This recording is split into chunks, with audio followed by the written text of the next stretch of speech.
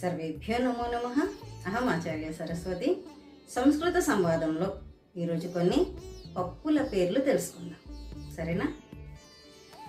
తండులాహ, తండులాహ బియ్యం.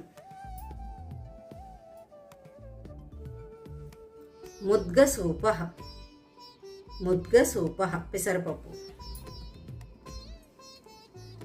శనగపప్పు.